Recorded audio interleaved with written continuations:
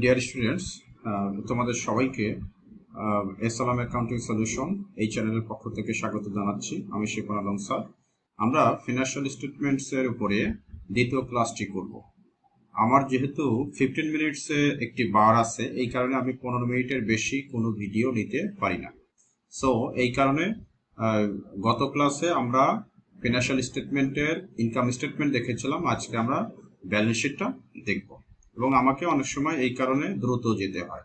তোমাদের যদি কোথাও কোনো সমস্যা হয় অবশ্যই তোমরা কমেন্ট করে আমাকে জানাবে যে কোথায় তোমাদের বুঝতে অসুবিধা হচ্ছে। সো আমরা গত ক্লাসে এই তামিম ব্রাদার্সের এই এই অঙ্কটার আমরা এই যে প্রথম মাল্টি স্টেপ ইনকাম স্টেটমেন্ট এটা আমরা তৈরি করেছি, এবং এর জন্য আমাদের একটা ট্রায়াল ব্যালেন্স দেওয়া ছিল আর হচ্ছে এই অ্যাডজাস্টমেন্ট দেওয়া ছিল। সো ট্রায়াল ব্যালেন্স এবং অ্যাডজাস্টমেন্টের আলোকে আমরা কি করেছি, আমরা একটা ইনকাম স্টেটমেন্ট তৈরি করেছি এবং এটা হচ্ছে মাল্টি স্টেপ বলার কারণ হচ্ছে এখানে দেখো অনেকগুলো স্টেপে কাজ করতে হয়। প্রথমে আমার রেভিনিউ ক্যালকুলেট করতে হয়, রেভিনিউ থেকে কস্ট অফ গুডস সোল্ড বাদ দিতে হয়, গ্রস প্রফিট পাওয়া যায়, গ্রস প্রফিট থেকে আবার টোটাল অপারেটিং এক্সপেন্স বাদ দিতে হয়। অপারেটিং এক্সপেন্সের আবার দুইটা স্টেপ আছে, সেলিং এক্সপেন্স এবং অফিস অ্যান্ড অ্যাডমিনিস্ট্রেটিভ এক্সপেন্স। তারপরে আমরা টোটাল কি পাই, অপারেটিং এক্সপেন্স পাই। টোটাল অপারেটিং এক্সপেন্স বাদ দিলে আমরা পাই অপারেটিং প্রফিট অথবা অপারেটিং ইনকাম। এই অপারেটিং ইনকাম থেকে আমরা কি করি, নন অপারেটিং এক্সপেন্স হচ্ছে যে এক্সপেন্সগুলো আমার অপারেশনের সাথে জড়িত না, অর্থাৎ মূল ক্রয় এবং বিক্রয়ের সাথে জড়িত না, হ্যাঁ, এবং যেগুলো রেগুলার না, যেগুলো মাঝে মাঝে হয়, সেগুলোকে বলা হয় নন অপারেটিং এক্সপেন্স। যেমন এখানে দেখো ইন্টারেস্ট এক্সপেন্স দেওয়া আছে। এই ইন্টারেস্ট এক্সপেন্স হচ্ছে তার মানে তুমি যখন লোন নাও তখনই কেবল এই ইন্টারেস্ট এক্সপেন্সের বিষয় আসে। কোনো প্রতিষ্ঠানে লোন না থাকলে সেখানে ইন্টারেস্টের বিষয় থাকে না, এই কারণে এটা হচ্ছে নন অপারেটিং এক্সপেন্স। তুমি লোন ছাড়াও ব্যবসা চালাতে পারো। সো নন অপারেটিং এক্সপেন্স এখানে আমি গত ক্লাসে একটু টেনে গিয়েছিলাম। আমার এখানে দেখো এই যে 5% মর্টগেজ পেয়েবল, এটাই হচ্ছে আমার লোন। সো 5% মর্টগেজ পেয়েবল এটা হচ্ছে 40,000। এই 40,000-এর উপরে তুমি যদি 5% ধরো ক্যালকুলেটরে, তাহলে তোমার বের হবে 2,000 টাকা। এই 2,000 মধ্যে আবার দেখো এই 2,000 টাকা বের হবে বাৎসরিক, অর্থাৎ 12 মাসে। কিন্তু এখানে তোমার লোন নেওয়ার কথা বলা আছে 1 জুলাই 2019, অর্থাৎ 1 জুলাই থেকে 31 ডিসেম্বর পর্যন্ত মোট 6 মাস হয়। এই 6 মাসের সুদ হচ্ছে তোমার 2019 সালে দেখাতে হবে। তাহলে 40,000-এর উপরে 5% ধরলে হয় 2,000। এই 2,000 যেহেতু আমার 6 মাসের কথা বলছে, এই কারণে অর্ধেক হয়ে যাবে, 1,000 টাকা হয়ে যাবে। এই 1,000 টাকা হচ্ছে total interest on mortgage loan. কিন্তু এই 1,000-এর মধ্যে অলরেডি ইন্টারেস্ট পেইড আছে 500 টাকা। এই ট্রায়াল ব্যালেন্সে দেখানো মানে যে এই ইন্টারেস্ট এক্সপেন্স অলরেডি পেইড, অর্থাৎ আমরা ইতিমধ্যে 500 টাকা পরিশোধ করে দিয়েছি ইন্টারেস্ট এক্সপেন্স। তাহলে 1,000-এর মধ্যে আমার বকেয়া আছে 500 টাকা। এই বকেয়া 500 টাকাকে বলা হয় অ্যাক্রুড ইন্টারেস্ট। তাহলে এই বছরে আমার নন অপারেটিং এক্সপেন্সের মধ্যে ইন্টারেস্ট এক্সপেন্স শুধু একটাই আছে, এর মধ্যে ইন্টারেস্ট এক্সপেন্স অলরেডি পেইড করা হয়েছে 500 টাকা, আর আমার অ্যাক্রুড আছে 500 টাকা, বকেয়া আছে। সো মোট হচ্ছে 1,000 টাকা। এই 1,000 টাকা হচ্ছে টোটাল ইন্টারেস্ট এক্সপেন্স।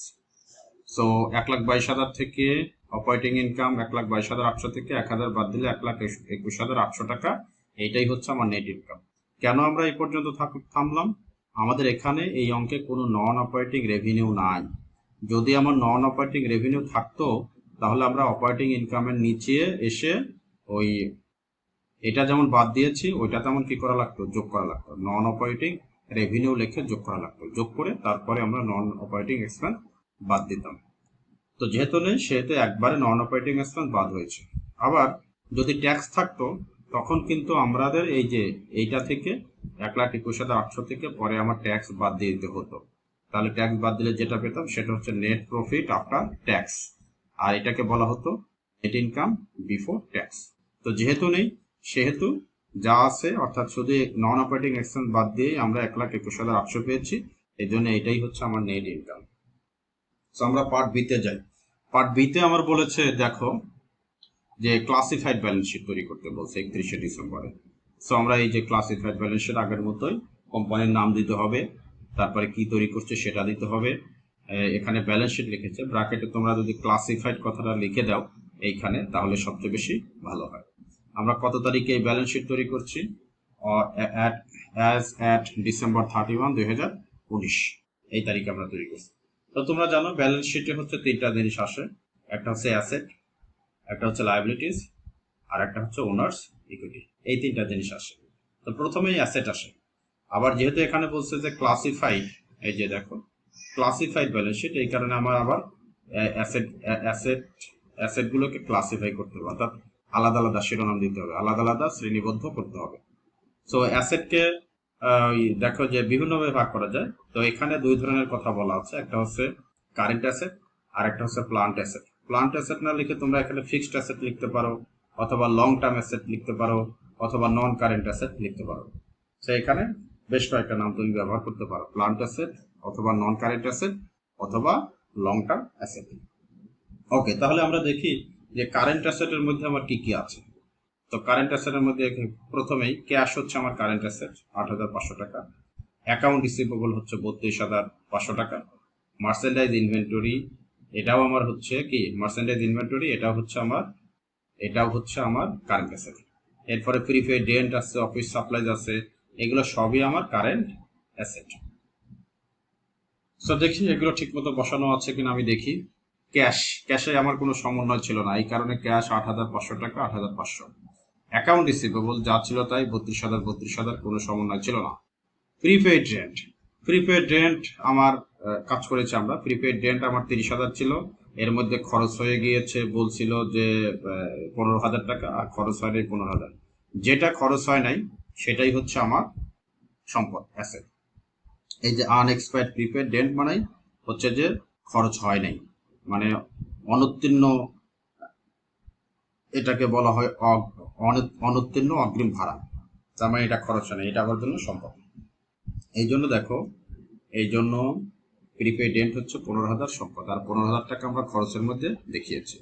ওকে, এরপরে অফিস সাপ্লাই দেখো, অফিস সাপ্লাইজের বিষয়টা একটু খেয়াল করো।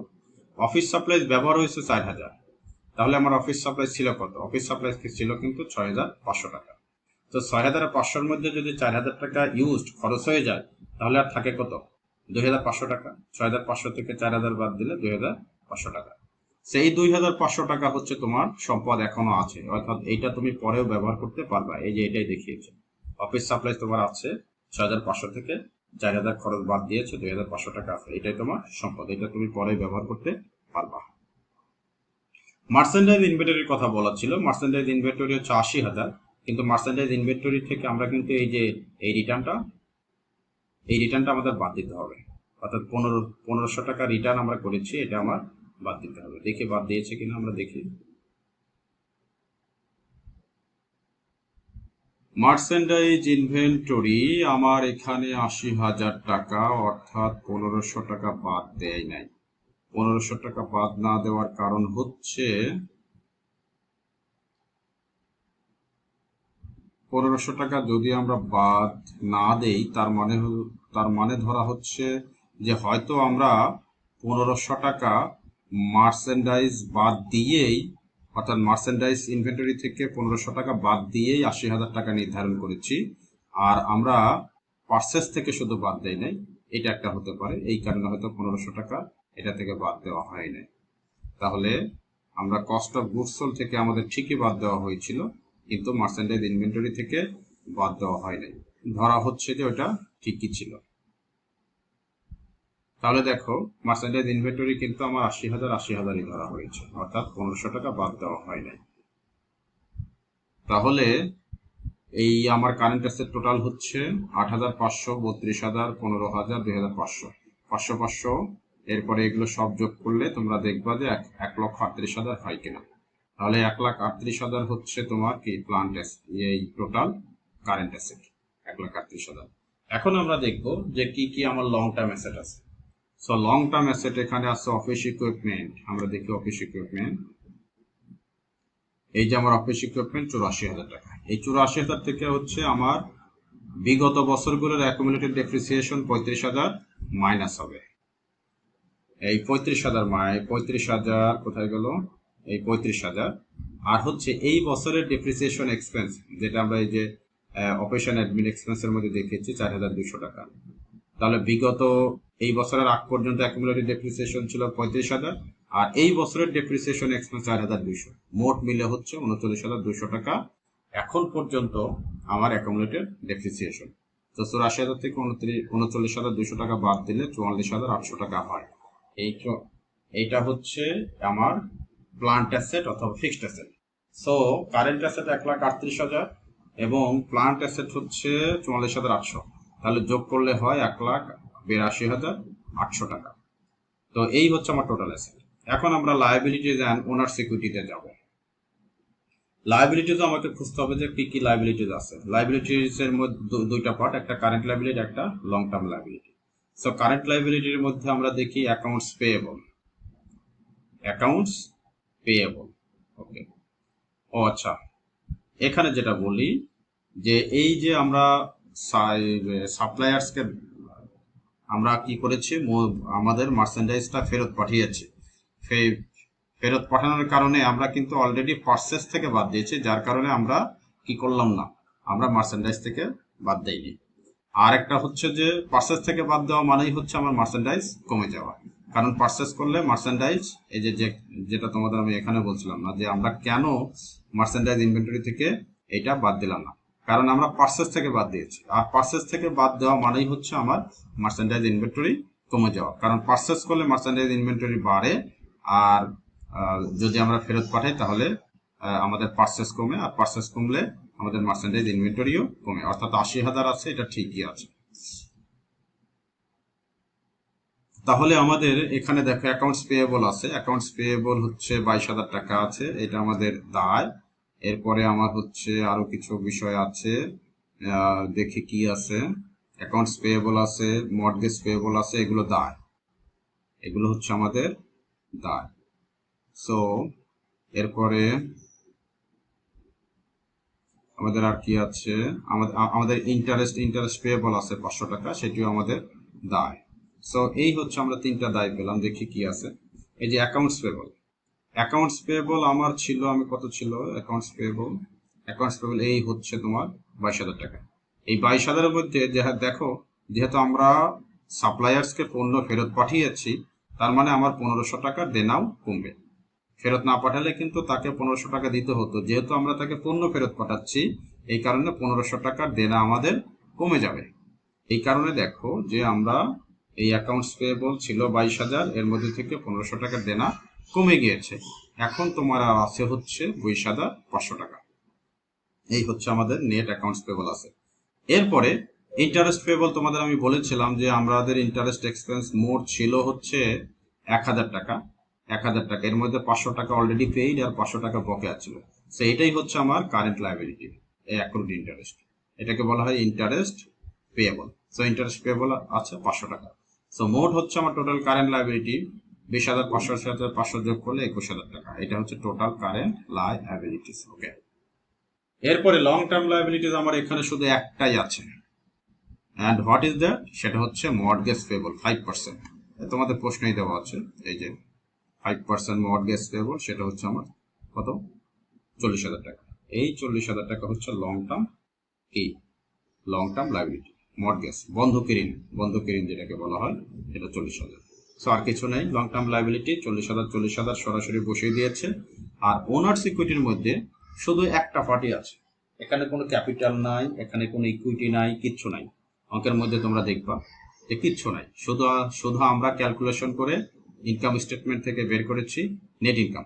সো আমার নেট ইনকামের পরিমাণ 1,21,800 টাকা। এইটাই ওনার সিকিউরিটির মধ্যে দেখানো আছে। ক্যাপিটাল থাকলে ক্যাপিটালের সাথে নেট ইনকাম যোগ করতে হতো, যেহেতু নাই সেহেতু শুধুমাত্র নেট ইনকামকেই আমার দেখাতে হবে 1,21,800 টাকা। তাহলে current liability 21,000, long term liability 40,000, আর ওনার সিকিউরিটি হচ্ছে 1,21,800 টাকা। এই তিনটা জিনিস যোগ করলে হয় হচ্ছে 1,82,800 টাকা। এটার নাম হচ্ছে টোটাল লায়াবিলিটিজ অ্যান্ড ওনার সিকিউরিটি। এই যে, আর আমার টোটাল অ্যাসেট ছিল 1,82,800 টাকা। এই যে অ্যাসেটও আমার 1,82,800, আবার কি লায়াবিলিটিজ ওনার সিকিউরিটি মিলে 1,82,800 টাকা। তাহলে যেহেতু আমার অ্যাসেট এবং লায়াবিলিটিজ ওনার সিকিউরিটি সমান হয়ে গেছে, তাহলে মনে করবা তোমার অঙ্ক হয়ে গেছে, তোমার অঙ্কে কোনো সমস্যা নাই। সেই হচ্ছে আমাদের ব্যালেন্স শিট। তোমাদের যদি কোনো সমস্যা থাকে অবশ্যই জানাবে। ধন্যবাদ সবাইকে।